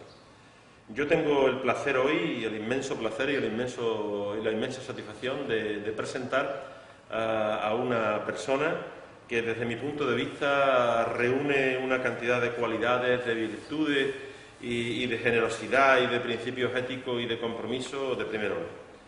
Se trata, ya lo conoceréis, ya veréis los testimonios que aporta y veréis cómo se expresa, se trata de Antonio Suárez Nieto. Antonio Suárez, yo personalmente lo conocí sobre el año 1981, 1980, es decir, ya hace muchos años que nos conocemos y siempre pues ha tenido la misma energía, la misma capacidad, el mismo entusiasmo, la misma entrega en comprometerse siempre. Mi vida con sentido, mi vida con contenido, mi vida con futuro y mi vida con esperanza. Y me deshice del nacionalcatolicismo y empecé a saber que una cosa era ser muy religioso, una cosa era ser muy católico, otra cosa es ser muy capillita, muy rociero y muy de todo lo que tuviera, y otra cosa era ser cristiano. Y aquí ya saldrá lo que está grabado con el tiempo. A ver, ¿cómo explica eso, Antonio? Que una cosa es ser rociero, capillita y otra cosa es ser cristiano. ¿Podrías profundizar un poco en eso? Si tú quieres ser religioso, pues te apuntas a una hermandad, te apuntas a una cofradía, vas a una romería, cumples muchos preceptos, que está ahí grabado, que los discípulos de Cristo no cumplían preceptos, ni se lavaban, ni ayunaban, ni importaba muy poco todo eso. O sea, una cosa es hacer todo esto, tener a Dios, se cantaba, perdona a tu pueblo, Señor, no estés eternamente enojado. Hombre, este Padre bueno que está loco de amor por sus hijos, que no hace nada más que buscarnos, que ha hecho una opción, quisiera dejar para que se entienda esto, hombre. Para nosotros los cristianos de base, Jesús es lo que era, la encarnación del compromiso público de Dios con los pobres, con los marginados y con los oprimidos. A partir de Jesús, todos estos pobres, marginados y oprimidos están llamados a la rebelión y a la lucha para reivindicar los rasgos de su filiación divina. Si eres religioso y cumples preceptos, habrás hecho un montón de cosas, pero en el juicio lo único que te van a preguntar, tuve hambre y me diste de comer, estuve enfermo y me curaste. ¿Y cuándo, Señor, te vimos hambriento? Cuando viste a tu hermano, a mí